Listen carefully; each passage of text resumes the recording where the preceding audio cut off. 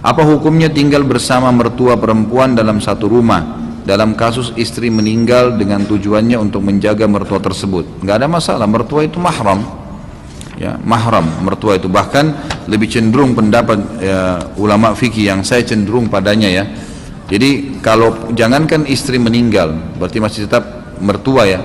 Mantan, istilahnya orang cerai suami istri, ya. Ada orang mengatakan mantan mertua, bukan mantan mertua, tetap mahram itu, walaupun cerai dengan anaknya. Kenapa?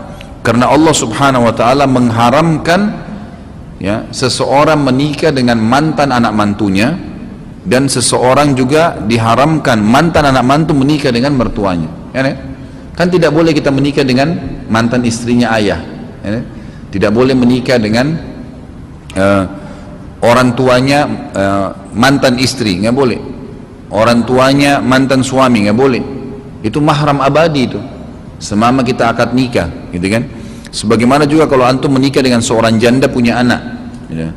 Kalau antum sudah laki-laki sudah menggauli ibunya, maka anaknya itu mahram abadi itu. Walaupun antum cerai sama ibunya, tidak boleh nikah sama orang perempuan ini yang anaknya dulu istri kita, udah nggak boleh, gitu kan. Tidak boleh sama sekali. Begitu juga dengan perempuan menikah dengan seorang laki-laki, duda punya anak, dia sudah digauli oleh suaminya, ayahnya anak laki-laki itu jadi mahram buat dia, walaupun cerai dengan suaminya, karena tidak boleh nikah lagi, ya kan? Seperti itu. Apakah tersentuh rambut istri dapat membatalkan wudu? Enggak, kecuali antum syahwat, ya, lain, kan gitu. Ini sudah pernah saya jelaskan, kan.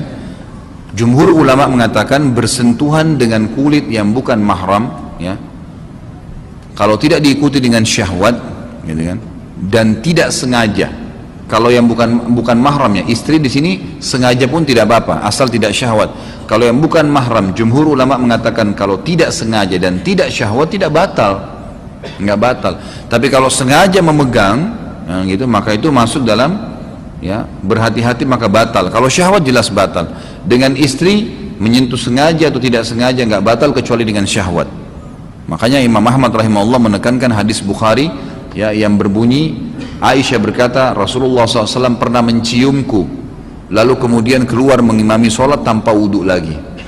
Ya, kata sebagian ulama hadis ini kebiasaan Nabi SAW mencium kasih sayang, mencium keningnya istri atau istri salaman dengan suaminya kemudian pergi sholat, maka tidak batal karena tidak ada syahwat. Kecuali syahwat, antum lebih tahu, gitu kan. Kalau Imam Syafi'i lebih hati-hati. Imam Syafi'i mengatakan pokoknya tersentuh batal, syahwat atau tidak syahwat, gitu kan. Jadi kurang lebih begitu gambar.